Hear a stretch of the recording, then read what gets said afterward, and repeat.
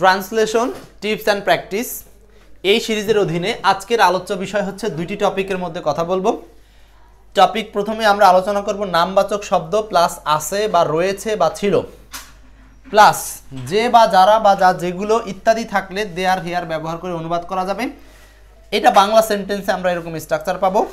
প্রথমে এটা নিয়ে আলোচনা করব, তারপর আলোচনা করব পরের টিপস নিয়ে। কোনো কিছুর প্লাস বিকল্প উপায়, মানে কোনো কিছুর বিকল্প উপায়, কোনো কিছুর উপায়, কোনো কিছুর পথ ইত্যাদি নেই বা নাই বললে বা ছিল না বা রইল না এরকমটা বোঝালে আমরা আবার হেয়ার দেয়ার ব্যবহার করে অনুবাদ করতে পারি। সো দুইটা আমরা একটা একটা করে ধারাবাহিকভাবে দেখার চেষ্টা করব। প্রথমেই আমরা দেখব হচ্ছে নামবাচক শব্দ প্লাস আছে বা রয়েছে বা ছিল বা যে বা যারা যা যেগুলো ইত্যাদি থাকলে কিভাবে হেয়ার দেয়ার ব্যবহার করে ট্রান্সলেশন করা যায়। ওকে, নামবাচক শব্দের ক্ষেত্রে আমরা প্রথমে আছে রয়েছে ছিল এরকম।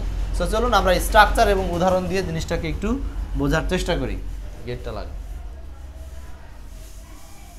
দেখেন, এখানে বাংলা বাক্যে নামবাচক শব্দ আছে রয়েছে ইত্যাদি থাকলে আমরা ইংরেজিতে এগুলো ব্যবহার করব, কিন্তু এই জিনিসগুলো আপনার মাথায় এতটা প্রবেশ করবে না যতক্ষণ না পর্যন্ত এক্সাম্পল না দেব।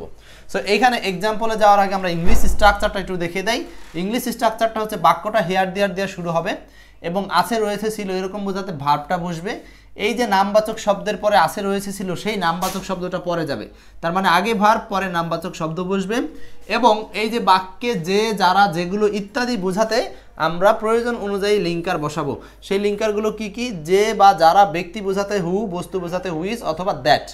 এরপরে ওই সেন্টেন্সে যখন দ্বিতীয় ক্রিয়া থাকবে সেইটা এবং বাক্যের অতিরিক্ত অংশ ব্যবহার করব। ওকে, আচ্ছা, এইগুলো না বুঝলেও, স্ট্রাকচার না বুঝলেও কোনো সমস্যা নাই। আমরা এক্সাম্পলে গিয়ে জিনিসটাকে আপনাকে ভেঙে ভেঙে বোঝানোর চেষ্টা করছি। প্রথমে আমরা বিগত উদাহরণগুলো দেখব, তারপর আপনাদেরকে প্র্যাকটিস দিব করার জন্য। আমরা একসাথে করব, আগে একটু বুঝি।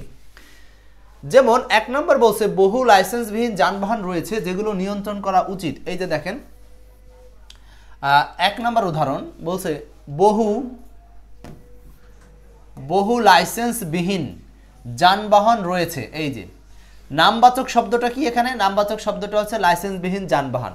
আচ্ছা, রয়েছে, এইবার রয়েছে একটা শব্দ পেলেন, তারপরে দেখেন কি আছে যেগুলো। এই যে রয়েছে হচ্ছে এই যে নামবাচক শব্দ, তারপরে রয়েছে যেগুলো। যেগুলো বলতে এই নাউনগুলোকেই বোঝানো হচ্ছে। নিয়ন্ত্রণ করা উচিত, এটা হলো ফাইনাইট ভার্ব। এখন আসেন এই সেন্টেন্সটা যখন ট্রান্সলেশন করা হয়েছে তখন কিভাবে করা হলো একটু খেয়াল করেন। এই যে দেয়ার দ্বারা বাক্যটাকে শুরু করতে হবে। কারণ কি? কারণটা হলো এই সেন্টেন্সে আপনি সরাসরি যে সাবজেক্টটা পাচ্ছেন সেই সাবজেক্টটা এরকম অর্থ দিচ্ছে যে বহু লাইসেন্সবিহীন যানবাহন রয়েছে। রয়েছে কে? লাইসেন্সবিহীন যানবাহন। এখন প্রশ্ন হচ্ছে যে এই যে রয়েছে, এই যে সাবজেক্টটা, এটা বস্তুবাচক সাবজেক্ট, সে কি নিজে নিজে থাকতে পারে? সো এইটাকে অ্যাক্টিভ সেন্স ধরা হয় না। এই জন্য এই ধরনের সেন্টেন্সে ইন্ট্রোডাক্টরি দেয়ার ব্যবহার করা হয়। তো ইন্ট্রোডাক্টরি দেয়ার, আর এই বাক্যে বহু লাইসেন্সবিহীন যানবাহন, এইটা হলো প্লুরাল, এই যে আনলাইসেন্সড ভেহিকল। সো হেয়ার দেয়ারের ক্ষেত্রে আমরা জানি যে পরবর্তী নাউন দেখে পূর্ববর্তী ভার্ব বসে, এই কারণে এই জায়গাতে আমরা ব্যবহার করি হচ্ছে আর। তার মানে দেয়ার আর মেনি আনলাইসেন্সড ভেহিকলস, মানে এখানে অনেক লাইসেন্সবিহীন যানবাহন রয়েছে। আচ্ছা, যেগুলো, এই যে যেগুলো অর্থে যখন থাকবে তখন আমরা এই নামবাচক শব্দের সাথে মিল রেখে, নামবাচক শব্দটা কি? বস্তু, এই কারণে আমরা এখানে ব্যবহার করলাম হুইচ। এরপরে আমাদের ভার্ব ব্যবহার করতে হবে হুইচের পরে সরাসরি নিয়ন্ত্রণ করা উচিত। এই যে নিয়ন্ত্রণ করা উচিত লাস্টের টুক, তাহলে যেগুলোর পরে সরাসরি সব কিছু সিকোয়েন্সই আছে। সে নিয়ন্ত্রণ করা উচিত, শুড বি কন্ট্রোল, প্যাসিভ মুডে নিয়ন্ত্রণ করা উচিত। এটা একটা ফাইনাইট ভার্ব, তাই না? সো এই ফাইনাইট ভার্বটাকে আমরা ব্যবহার করব হচ্ছে প্যাসিভ মুডে। কেন? কারণ হচ্ছে নিয়ন্ত্রণ করা উচিত, তারা অন্য কাউকে নিয়ন্ত্রণ করবে না, বরং ওই যানবাহনগুলোকে নিয়ন্ত্রণ করা উচিত, এই অর্থে প্যাসিভ মুড। ওকে, আচ্ছা, এরপর দেখেন 2 নম্বরটা একই সিস্টেমে। তাই কিছু কিছু ঘড়ি আছে। এই যে দেখেন কিছু কিছু ঘড়ি, এই পর্যন্ত হচ্ছে নামবাচক শব্দ। তাহলে নামবাচক শব্দের পরে কোনো কিছু আছে, কোনো কিছু রয়েছে, কোনো কিছু ছিল, এরকম অর্থে আমরা টেন্স অনুসারে হেয়ার দেয়ারের সাথে ভার্ব ব্যবহার করব। সো এখানে কিছু কিছু ঘড়ি আছে, তার মানে দেয়ার আর, আছে অর্থে আর। কিছু কিছু ঘড়ি, সাম ক্লকস, কিছু কিছু ঘড়ি আছে। যার, এই যে যার বলতে কার? এই ঘড়িগুলোর। যার don't have this third hand, এই যে ডোন্ট, এই যে দ্যাট কেন দিলাম? অথবা আপনি এখানে হুইচও দিতে পারেন, কোনো সমস্যা নেই। এই ক্লকসের পরে ক্লকস অনুযায়ী ভার্ব, পূর্বপদ অনুযায়ী ভার্ব, তাই না? দ্যাট ডু নট হ্যাভ, যার নেই কি, এই তৃতীয় কাঁটাটি নেই, যার ডু নট হ্যাভ নেই দিস থার্ড হ্যান্ড, এই তৃতীয় কাঁটাটি নেই।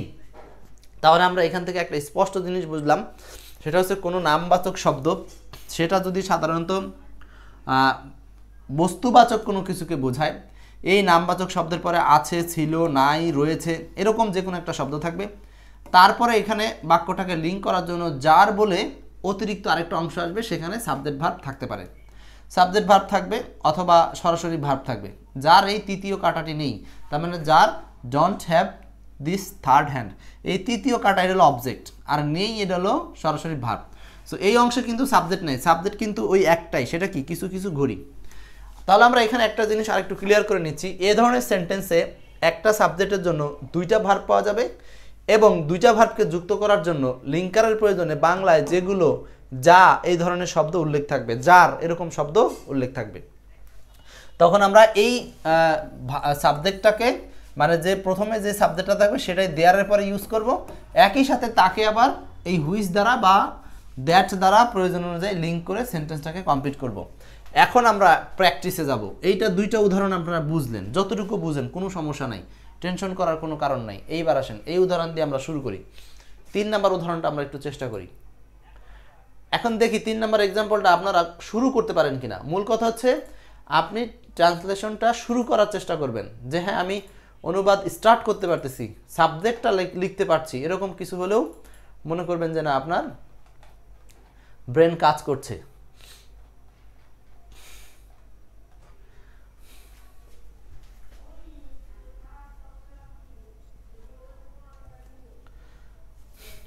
এখন বলেন এটা কি করব আমরা।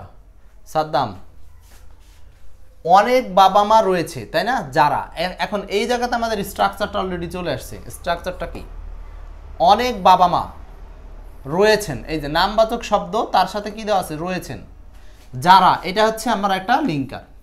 এবার বাকি অংশ আমাকে পরে ঠিক করতে হবে, আগে আমাকে এই অংশ লিখতে হবে, এই অংশটা আমাকে আগে লিখতে হবে।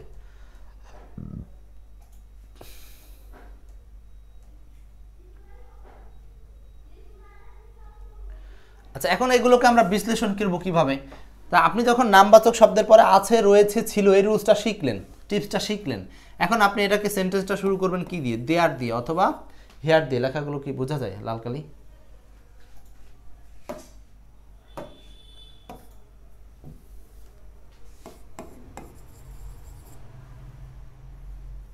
বোঝা যায় না লাল রং না?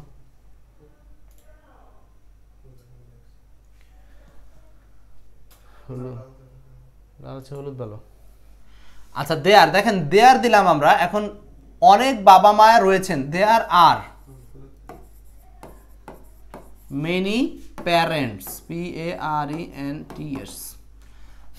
এখানে দেখেন নাজিমউদ্দিন যুক্তেছেন, দেয়ার আর মেনি প্যারেন্টস, অনেক বাবা মা রয়েছেন, এইটুকু শেষ। এখন আপনি এই যারার জন্য ব্যবহার করবেন হু, হু, যারা। এখন বাকি অংশ থেকে আমরা চুজ করব কি, ভার্ব চুজ করে আগে হুয়ের পরে বসাবো। ভার্ব আছে কোথায়, যারা শিশুদের প্রতিভা বিকাশের জন্য, এইটা হলো আপনার অ্যাডভার্ব অফ রিজন, মানে আর। হ্যাঁ, আমরা কিন্তু ওই যে আপনাদের মনে আছে তো সূত্রটা মনে আছে, 9 কোডের সূত্র কি ছিল, SF non finite verb object complement manner place time reason, সিরিয়ালে খুঁজে খুঁজে বসাই দিব। এখন এখানে ফাইনাইট ভার্ব খুঁজবো, অনুকূল পরিবেশ তৈরি করার, অনুকূল পরিবেশ তৈরি করার, এটা হলো নন ফাইনাইট ভার্ব, করার বিষয়ে। আদৌ সচেতন নন, এই যে আদৌ সচেতন নন, এই জায়গাটা হচ্ছে আমাকে লিখতে হবে। তার মানে হচ্ছে are not at all conscious, who, যারা আর নট, লিখতেছেন তো আপনারা, প্র্যাকটিস কিন্তু এটা আপনাদের। হু আর নট অ্যাট অল মানে আদৌ কনসিয়াস, সচেতন নয়, যারা আদৌ সচেতন নয়। কিসে সচেতন নয়, কিসের বিষয়ে, অনুকূল পরিবেশ তৈরির বিষয়ে, conscious of creating, conscious of creating favourable environment,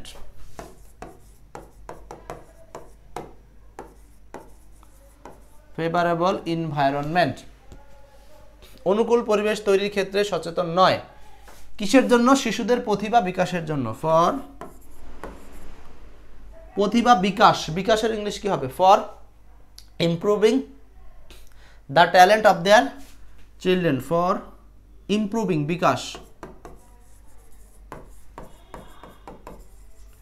for improving talent মানে প্রতিভা বিকাশ, ইমপ্রুভিং ট্যালেন্ট কার? অফ দেয়ার চিলড্রেন, তাদের শিশুদের, অফ দেয়ার চিলড্রেন। লিখছেন তো সবাই নাকি? Hasna Hena, there are many parents পর্যন্ত থেমে গেছেন, প্যারেন্টস লিখতে হবে। আচ্ছা, তাহলে দেখেন সেন্টেন্সটা কিন্তু আমরা এই স্ট্রাকচারে পারফেক্টলি ঠিক করে দিলাম। এখন যদি কেউ এই সেন্টেন্সটাকে অন্য কোনো স্ট্রাকচারে তৈরি করে তবে সেটা হলেও হতে পারে, বাট সেই ক্ষেত্রে কিন্তু আপনার ওই সেন্টেন্সের ক্ষেত্রে আপনার পূর্ণাঙ্গ মার্ক আসবে না। কিন্তু এই সেন্টেন্সের প্রকৃত স্ট্রাকচারই এইটা, যে আমরা হেয়ার দেয়ার দিয়ে শুরু করব এবং এরপরে নাউন বসাবো, সেই নাউনের সাথে আমরা প্রয়োজন অনুযায়ী রিলেটিভ প্রোনাউন বসাবো। তো আমরা মূলত এই যে রুলসটা, এটা সাবজেক্টের বিভিন্ন ভ্যারিয়েশন নিয়ে কথা বলতেছি। কিভাবে? সেটা হলো একই সাবজেক্ট যখন রিলেটিভ প্রোনাউনের দুইটা ভার্ব হিসাবে কাজ করে, মানে দুইটা ভার্বের সাবজেক্ট হিসাবে কাজ করে, আমরা সেই ধরনের সাবজেক্টগুলো নিয়ে কাজ করছি। ওকে, অনেকেই অলরেডি লিখে ফেলছেন।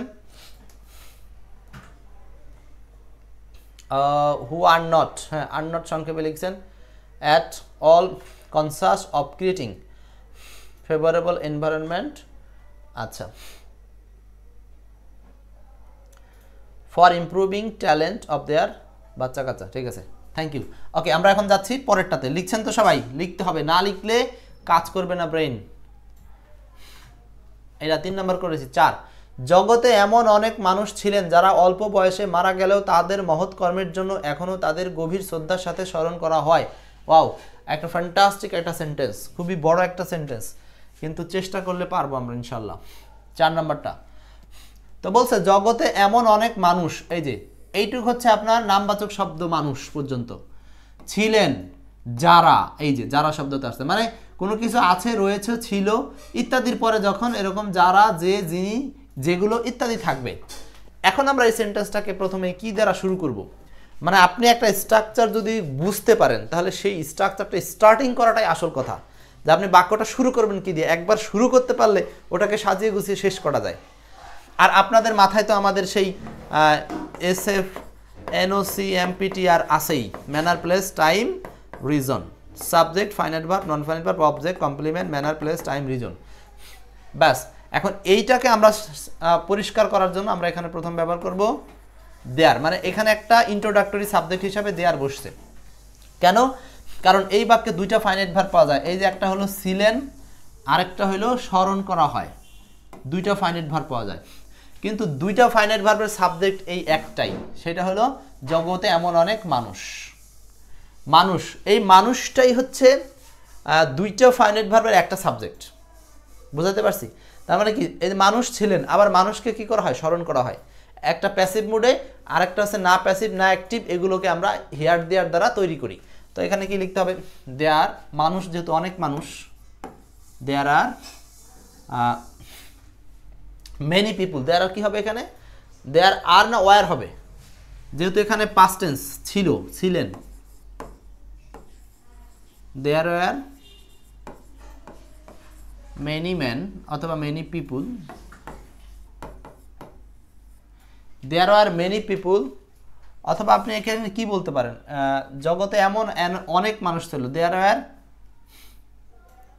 সাস পিপুল, তাই না? দেয়ার আর মেনি সাস পিপুল, মানে অনেক এমন মানুষ ছিল ইন দিস ওয়ার্ল্ড, বা আপনি ইন দিস এরা দিতে পারেন, মেনি সাস পিপুল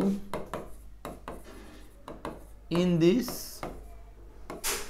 ওয়ার্ল্ড। এইটুকু হচ্ছে আমরা এইটুক লেখার জন্য এতখানি ফ্রেজ ইউজ করলাম। এই যে এমন বলতে সাস পিপুল, হ্যাঁ মেনি কথাটা আগে দিতে হবে, সাস মেনি সাস পিপুল, হ্যাঁ এমন অনেক লোক, সাস মেনি পিপুল না, মেনি সাস পিপুল দিতে হবে, ডিটারমিনারটা আগে দিতে হবে। আচ্ছা, যারা, এখন হচ্ছে হু, যারা, বাকি অংশ লিখতে হবে। অল্প বয়সে মারা গেলেও, এইটা হচ্ছে নন finite verb, non finite verb মানে এন, তাদের মহৎ কর্মের জন্য, এটা হলো অ্যাডভার্ব অফ রিজন, এই যে জন্য আছে কথাটা, অ্যাডভার্ব অফ রিজন। এখনো তাদের টিল নাও, এখনো, এটা হচ্ছে অ্যাডভার্ব অফ টাইম। তাদের, এটা হলো অবজেক্ট। গভীর শ্রদ্ধার সাথে, এটা হলো অ্যাডভার্ব অফ ম্যানার, হাউ, কিভাবে স্মরণ করা হয়, ওটা হলো ফাইনাইট ভার্ব। এখন দেখেন আমরা যদি এই যে সিকোয়েন্সটা যদি আপনি মিলাতে পারেন তাহলে আপনার জন্য খুবই সহজ হয়ে যাবে। এইটা হলো রিজন। তা আপনি ওই যে সূত্রের মধ্যে ফেলে দেন, subject, finite verb, non finite verb, object, complement, manner plus time, reason. এখন আমরা এখানে সাবজেক্ট নিয়ে নিছি, সাবজেক্ট যে হু, এটাই কিন্তু রিলেটিভ প্রোনাউন, এটাই হলো সাবজেক্ট ভিন্ন অর্থে। সো এখন আমরা ফাইনাইট ভার্ব দিব, স্মরণ করা হয়, হু, যাদেরকে কি করা হবে, স্মরণ করা হবে।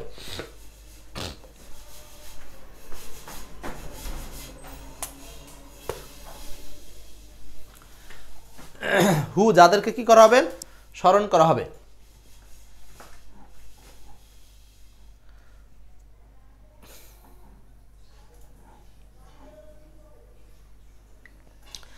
এখন এখানে আরেকটু কথা আছে, এই সেন্টেন্সটা একটু লং সেন্টেন্স। এখানে অল্প বয়সে মারা গেলেও, এই কথাটাকে আমরা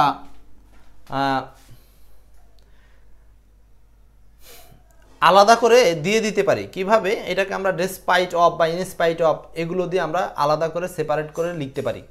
ঠিক আছে, কিভাবে লিখতে পারি? যে অল্প বয়সে মারা গেলেও, তাহলে এটাকে লিখতে হবে প্রিম্যাচিউর, এমব্রেসড এ প্রিম্যাচিউর ডেট। তার মানে হচ্ছে ইনস্পাইট অফ, এখানে একটু কমা দেবো আমরা, হ্যাঁ,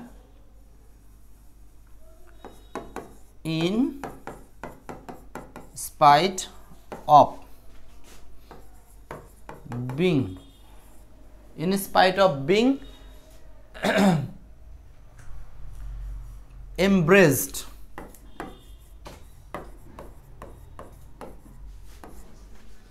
premature death,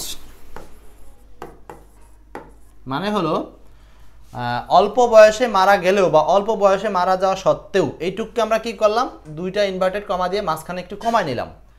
তাদের মহৎ কর্মের জন্য এখনো তাদের গভীরভাবে স্মরণ করা হয়। এখন স্মরণ করার ইংলিশ কি সেটা আমরা লিখবো। এখন স্মরণ করার ইংলিশ কি? আর রিমেম্বার্ড, হু আর রিমেম্বার্ড, এই যে যাদেরকে কি করা হয়, রিমেম্বার্ড মানে স্মরণ করা হয়।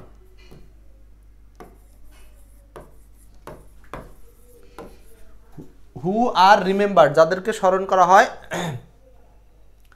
কিভাবে? গভীর শ্রদ্ধার সাথে, রিমেম্বার্ড প্রোফাউন্ডলি, অথবা আপনি এখানে উইথ রেসপেক্ট দিতে পারেন, এত ঝামেলা করার দরকার কি। With respect, who are remember, যাদেরকে স্মরণ করা হয় কিভাবে? With respect. এই যে ফাইনাইট ভার্বের পরে আমরা কি দিলাম? ম্যানার দিলাম, হ্যাঁ। হু আর রিমেম্বার, যাদেরকে স্মরণ করা হয় উইথ রেসপেক্ট, শ্রদ্ধার সাথে। টিল নাও, এখনো পর্যন্ত, টিল নাও, এখনো পর্যন্ত। কিসের জন্য? ফর দেয়ার গ্রেট ওয়ার্ক বা গ্রেট কন্ট্রিবিউশন দিতে পারেন। দেখেন অনেক বড় একটা সেন্টেন্স, কিন্তু সাজাতে পারলে হয়ে যাবে। সো এই সেন্টেন্সটাকে অনেকে চাইলে আবার এই হুয়ের পরের অংশকে অন্যভাবে সাজাতে পারে, হ্যাঁ, মানে কনজাংশন দিয়ে এটাকে কমপ্লেক্স সেন্টেন্স করেও সাজানো যাবে। এখানে তাদের কথাটার আর নতুন করে লেখার প্রয়োজন হচ্ছে না যখন আমরা সিম্পল সেন্টেন্সে তৈরি করছি।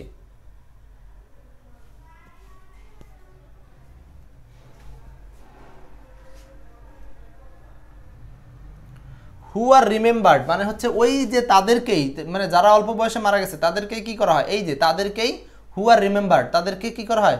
স্মরণ করা হয় উইথ রেসপেক্ট, শ্রদ্ধার সাথে। টিল নাও, এখন পর্যন্ত বা এখনো, আর হচ্ছে অ্যাডভার্ব অফ রিজন চলে যাবে লাস্টে। এখন এই সেন্টেন্সটাকে কিন্তু ভিন্নভাবেও চাইলে অনেকে করতে পারে, সেটা অন্যদের ইচ্ছা, কিন্তু আমরা সহজ করার জন্য এইভাবে করলাম, ঠিক আছে? তাহলে আমরা রুলসটা মাথায় রেখে পুরো ট্রান্সলেশনটা করছি, কিন্তু শিখছি একটা টিপস, বাট একটা টিপসের পাশাপাশি আমরা পুরো সেন্টেন্সকেও কিন্তু ট্রান্সলেট করছি। এটা খুবই দুর্দান্ত একটা ভালো টেকনিক, যাতে করে আপনার পুরো ব্রেনটাই কাজ করে। এবং 5 নাম্বারটা এটা করলে আমাদের এই টিপসটা শেষ হবে। অনেক গৃহকর্ত্রী আছেন যারা বাড়িতে প্রায় সারাদিন কাজ করে। এটা একটু সহজের মধ্যে প্রশ্ন, এটা একটু সহজের মধ্যে প্রশ্ন। ইনফ্যাক্ট আপনাদেরকে যেটা বলবো, আপনারা এখানে 9 কোডের অ্যাপ্লাইটা করবেন। Subject, finite verb, non finite verb, object, complement, manner, place, time, reason,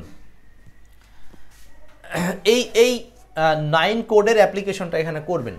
তার আগে এখানে কি বলছে, অনেক গৃহকর্ত্রী এই যে আসেন, হ্যাঁ আসেন, ছিল, রয়েছে, নামবাচক শব্দের পর এরকম থাকবে। তারপরে দেখেন এটা একটা ফাইনাইট ভার্ব পেলেন, যারা বাড়িতে সারাদিন কাজ করে, এইটা আরেকটা ফাইনাইট ভার্ব পেলেন, দুইটা ফাইনাইট ভার্ব পেলেন। কিন্তু এই সেন্টেন্সে দুইটা ফাইনাইট ভার্ব হলেও আসলে প্রকৃতপক্ষে সাবজেক্ট একটাই, এটা হলো এটা। তার মানে অনেক গৃহকর্ত্রী আসেন, আবার অনেক গৃহকর্ত্রী কাজ করেন। তাহলে আমরা বুঝতেছি যে সাবজেক্ট সংক্রান্ত একটা ঝামেলা মীমাংসা করছি। কোনো সেন্টেন্সে যদি একই সাবজেক্টের দুইটা ভার্ব থাকে এবং ওই বাক্যে এরকম করে যারা দিয়ে বাক্য থাকে, যারা, যে, হ্যাঁ থাকে যেগুলো, সেক্ষেত্রে আমরা কিভাবে করি আর কি, এইটা হচ্ছে রিলেটিভ প্রোনাউন আনতে হয়, এটা হচ্ছে অতিরিক্ত একটা লিঙ্কার আনতে হয়। তার মানে আমরা এই যে এসএফ, এনওসি, এমপিটিআর শিখেছি, এর বাইরেও আরেকটা লার্নিং হচ্ছে যখন একাধিক এরকম সেন্টেন্স থাকে তখন এদেরকে আবার রিলেটিভ প্রোনাউন বা লিঙ্কার দ্বারা অ্যাড করতে হয়। ঠিক আছে, সেই ক্ষেত্রে আমরা কিভাবে করি এটাই আর কি মূলত বিষয়। এরপরে বাড়িতে, কোথায় থাকে বাড়িতে, এটা হলো অ্যাডভার্ব অফ প্লেস। প্রায় সারাদিন, এটা হলো অ্যাডভার্ব অফ টাইম। দেখেন আপনারা বুঝতেছেন কিনা, এগুলো কিন্তু আসলে আর প্রশ্ন করে বের করতে হয় না। আপনি যখন একবার সিস্টেমটা বুঝে যাবেন তখন আপনার জন্য সব অটো। আচ্ছা, এখন আমরা এটাকে সাজাই। দেয়ার দিয়ে শুরু করবো সেন্টেন্সটাকে। আসেন মানে প্রেজেন্ট টেন্সে, হ্যাঁ, দেয়ার আর মেনি হাউসওয়াইফস, গৃহকর্ত্রী, দেয়ার আর মেনি হাউসওয়াইফস।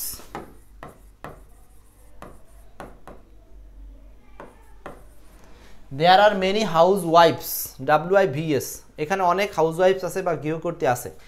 এখন দেব কি, হু, যারা, যারা দিয়ে এখন এখানকার ফাইনাইট ভার্বকে কাজ করে, হু ওয়ার্ক মানে কাজ করে।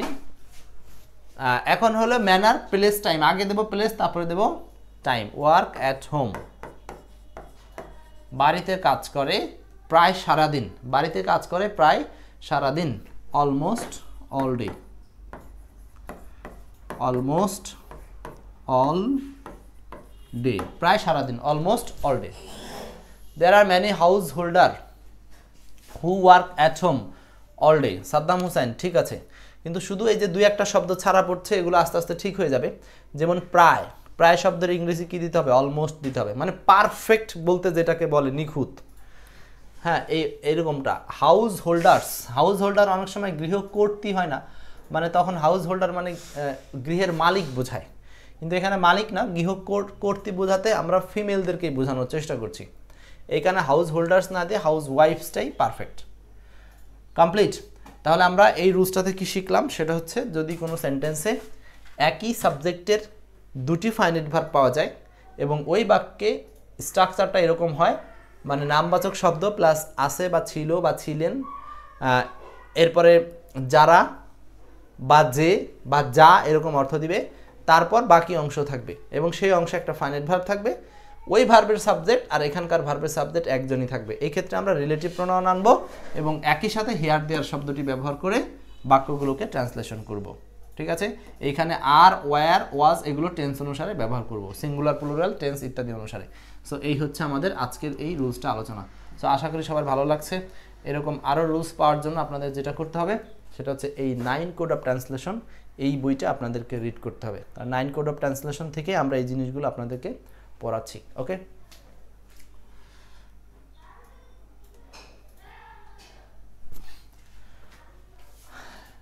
এখন আমরা আজকে পড়ব হচ্ছে এই টিপসটা।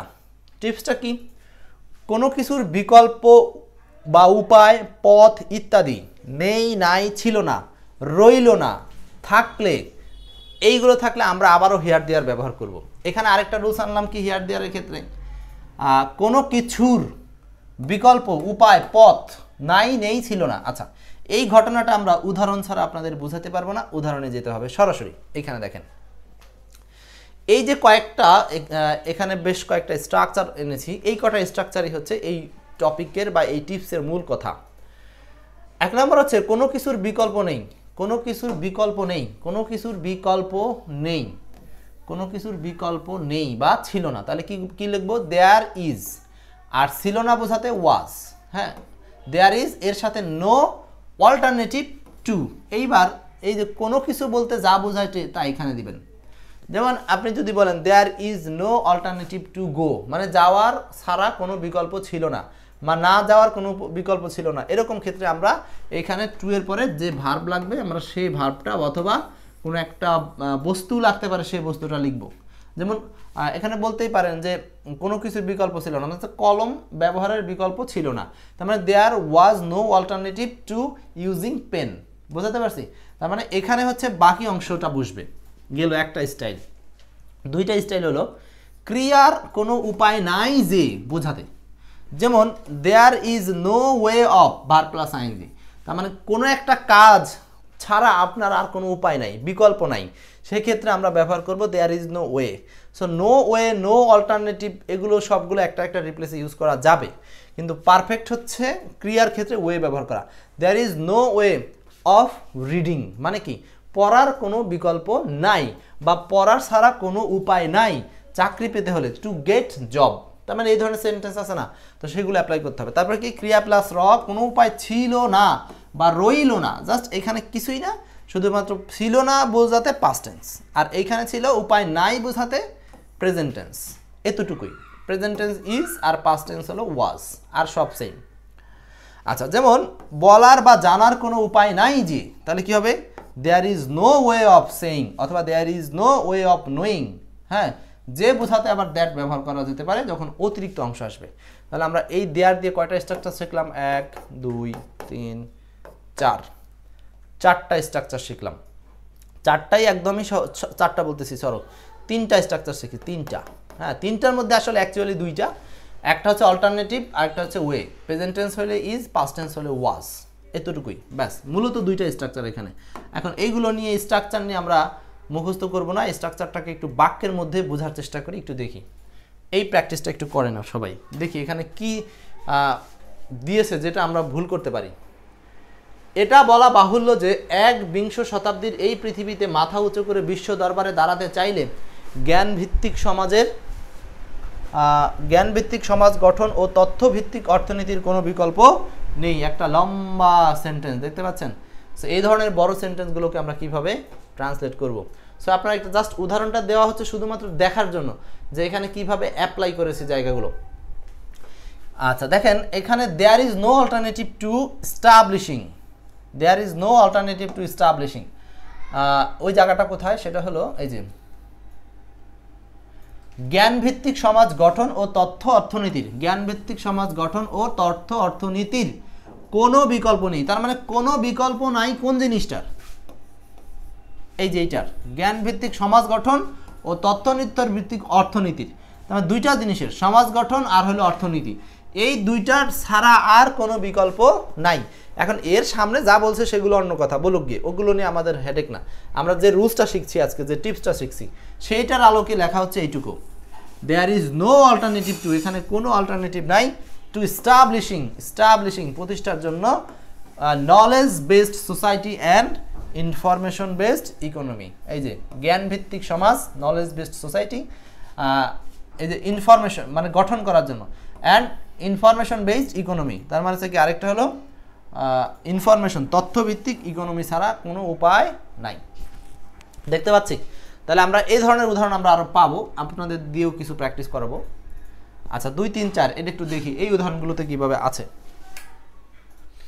সাদ্দাম, নার্গিস, ক্লাসটা শেয়ার করব। 2 নাম্বার, স্বাধীনতা সংগ্রামে সেও যে একজন যোদ্ধা তাকে দেখে বিশ্বাস করার উপায় রইল না। আহা, এই যে বিশ্বাস করার উপায় রইল না, এটা হচ্ছে ক্রিয়া। ক্রিয়া ক্রিয়া মানে এই যে বিশ্বাস করা একটা ভার্ব, এই ভার্বের সাথে র আছে। সো এই ক্রিয়ার কোনো উপায় রইল না, উপায় রইল না, থাকলো না, ছিল না, এরকম অর্থে আমরা কি করবো? এটা 37 BCS আসা প্রশ্ন। সো দেখেন, দেয়ার দ্বারা সেন্টেন্স শুরু হয়েছে, ওয়াজ নো ওয়ে অফ। হ্যাঁ, স্ট্রাকচারটা কি? দেয়ারের পরে ইজ অথবা ওয়াজ বসবে টেন্স অনুসারে। নো ওয়ে অফ এটা হলো আমাদের কোনো উপায় থাকলো না সেটুকুর ইংরেজি। আর কিসের? বিশ্বাস করার, বিলিভিং মানে ভার্ব, মানে কোনো ক্রিয়া। তাহলে আমাদের এই স্ট্রাকচারটুকু হয়ে গেল। আর বাকি অংশটুকু আমাকে দ্যাট দিয়ে সাজাতে হবে, কিংবা সেটা সেন্টেন্সের অবস্থা যেরকম সেরকম সাজাতে হবে, ওইটার হিসাব না এখানে। ঠিক আছে, পরেরটা আসেন। তার সিদ্ধান্তের কোনো বিকল্প ছিল না। তো কি করা হয়েছে ইংলিশটা? দেয়ার ওয়াজ, ছিল না, past tense, no alternative to. হ্যাঁ, অল্টারনেটিভ টু, তার মানে এখানে no alternative to his decision, মানে তার সিদ্ধান্তের, এই যে সিদ্ধান্ত, এটা নামবাচক শব্দ, এই জন্য অল্টারনেটিভ টু ব্যবহার করা হচ্ছে। যদি ক্রিয়াবাচক শব্দের সাথে থাকতো তাহলে আমরা ব্যবহার করতাম হচ্ছে ওয়ে অফ। আচ্ছা, তোমার যাওয়ার আর কোনো পথ রইল না, এই যে দেখেন যাওয়ার, যাওয়ার, so there is no other way, তার মানে ওয়ে অফ ব্যবহার করলাম, there is no other way for you to go. হ্যাঁ, মানে তোমার যাওয়ার আর কোনো উপায় ছিল না, দেয়ার ইজ নো অল্টারনেটিভ বা দেয়ার ইজ নো ওয়ে, হ্যাঁ, অফ গোয়িং ফর ইউ, মানে তোমার জন্য। এখানে আপনি এই জায়গাটাকে ভিন্নভাবেও সাজাতে পারেন, এটা নিয়ে কোনো সমস্যা নাই। মূল থিমটা হচ্ছে আমরা এখানে উপায় রইল না, এই রইল না অর্থে এটা কিন্তু প্রেজেন্ট টেন্সের দিকে, ছিল না বলে নাই, রইল না, এটা প্রেজেন্ট টেন্স থিম দিচ্ছে, এই জন্য ইজ হবে। ক্লিয়ার? আচ্ছা, এই পর্যন্ত 4টা স্ট্রাকচার আমরা দেখলাম এভাবে ব্যবহার হচ্ছে। এখন আসেন আমরা নিজেরা প্র্যাকটিস করব এই কয়েকটা 5, 6, 7 নিজেরা ব্যবহার করি, দেখি নিজেরা এগুলোকে ট্রান্সলেট করার চেষ্টা করি, বলেন কি হবে।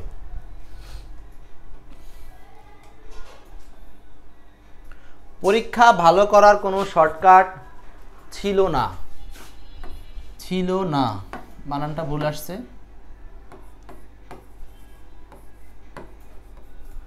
পরীক্ষায় ভালো করার কোনো শর্টকাট ছিল না, এটাকে কি করব? দেয়ার দ্বারা শুরু করব। ছিল না পাস্ট টেন্স, দেয়ার ওয়াজ, পরীক্ষায় ভালো করা, পরীক্ষায় ভালো করা। হ্যাঁ, এটাকে আসলে আমরা ভার্বের দিকে নেব না কোন দিকে নিব বলেন?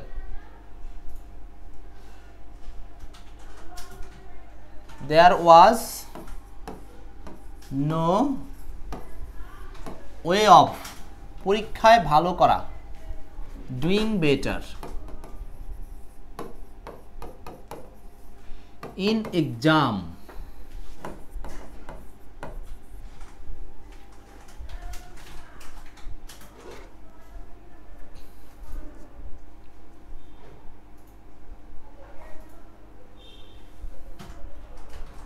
পরীক্ষায় ভালো করার কোনো shortcut, there is no way of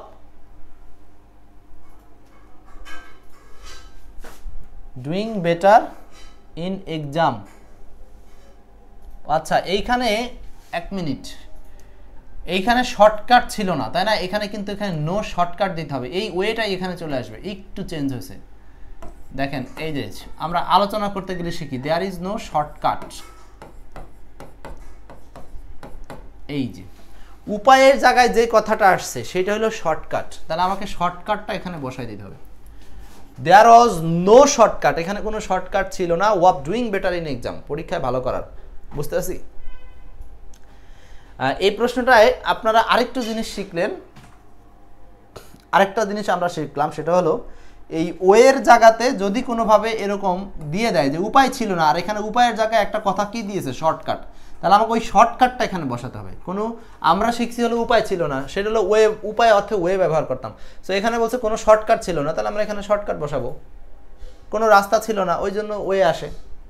হ্যাঁ, কোনো নির্দেশনা ছিল না, তাহলে there is no way of direction, there is no direction, direction বসাবো। তার মানে এইটা আরেকটা স্ট্রাকচার যে যা ছিল না তা নো এর পরে বসাই দেবো। সততার কোনো বিকল্প নেই, দেয়ার, দেখি দ্রুত এখন আপনারা পারবেন, ইজ নো অল্টারনেটিভ, বিকল্প,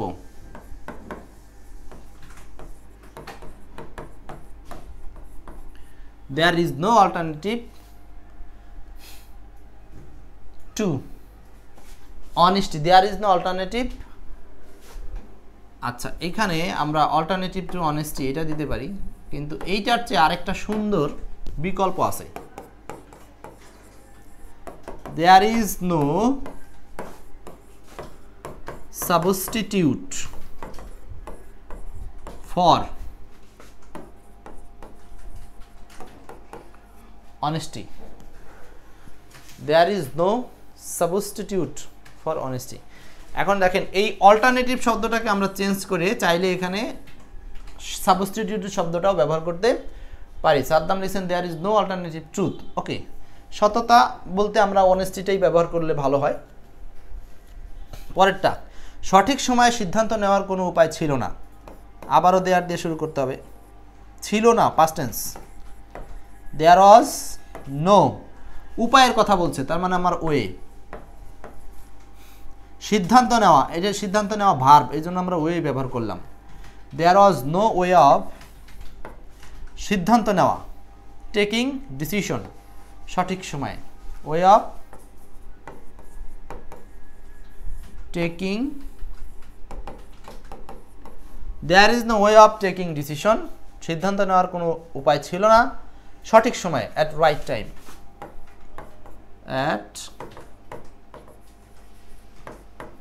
right time, at right time. There is no substitute for honesty. There was no way taking decision at right time. এখানে কোনো সঠিক সময়ে সিদ্ধান্ত নেওয়ার কোনো কি ছিল না, উপায় ছিল না। এখন এই ধরনের সেন্টেন্সকে কিন্তু কেউ যদি মনে করে যে না আমরা এইভাবে করব না, আরো বিকল্প স্ট্রাকচারে নিয়ে এসে করব, সেটাও করতে পারে। তো এখন বিকল্প স্ট্রাকচারগুলো কি হতে পারে? আচ্ছা, আমি দেখাবো এগুলো হচ্ছে কি কিভাবে করা যায় আর কি। আরো এখানে there is no way to make timely decision, এইভাবে বলা যায়। টু মেক দিয়েও করা যায়, করলে করা যায়। আচ্ছা, এই তিনটা শেষ, আমরা যাই পরের কয়েকটাতে। আর এই তিনটা করলে আমাদের এই রুলসটা শেষ হবে। ধৈর্যের কোনো বিকল্প রইল না, ধৈর্যের কোনো বিকল্প রইল না। দ্রুত বলতে হবে। সফলতার জন্য কঠোর পরিশ্রমের কোনো পথ নেই, কোনো পথ নেই, কোনো পথ নেই।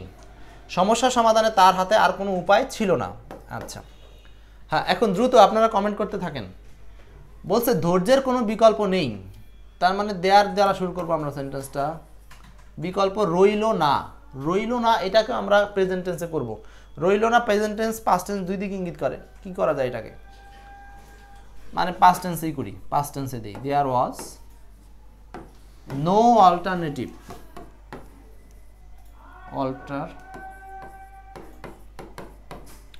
দেয়ার ওয়াজ নো অল্টারনেটিভ মানে এখানে কোনো বিকল্প রইল না। কিসের? ধৈর্যের। টু প্যাশন্স, টু প্যাশন্স, ধৈর্যের কোনো বিকল্প রইল না। এখন কেন আমরা অল্টারনেটিভ ইউজ করি, এইটা কি আপনারা ক্লিয়ার হয়েছেন?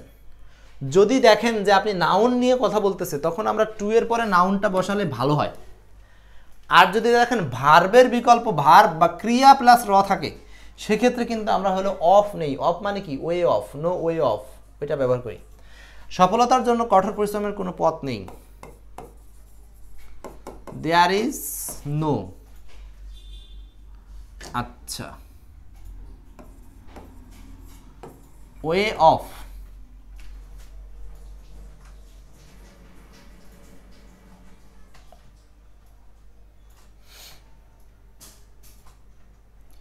এই যে কঠোর পরিশ্রমের, তার মানে way of hard working,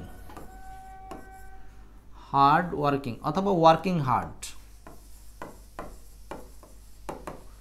working hard, কঠোর পরিশ্রমের, হ্যাঁ, সফলতার জন্য, for success,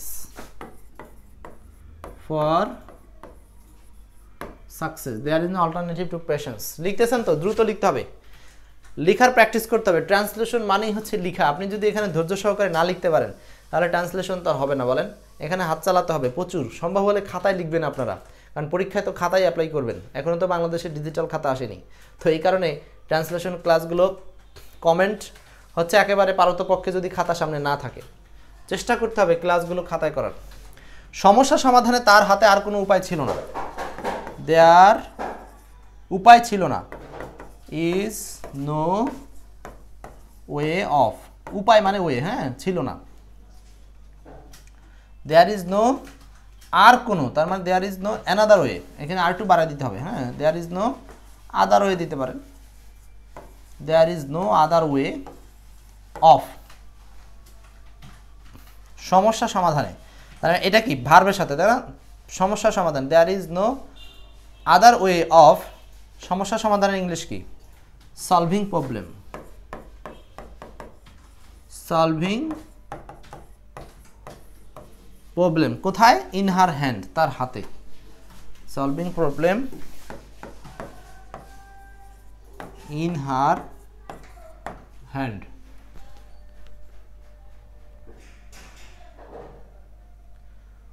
Oh, there is no way of working hard for success. Nargis, ঠিক আছে।